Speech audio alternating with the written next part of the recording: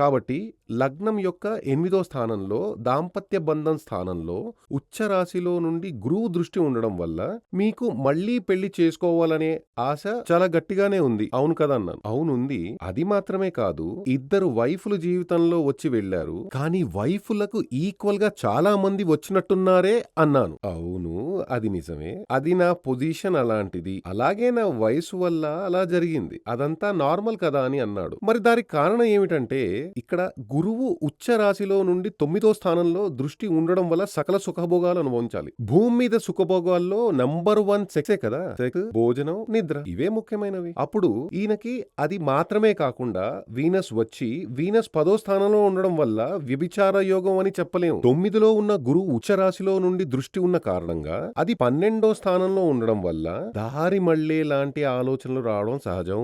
పైశాచికమైన ఆలోచనలు వస్తాయి. అలాంటి ఆలోచనలు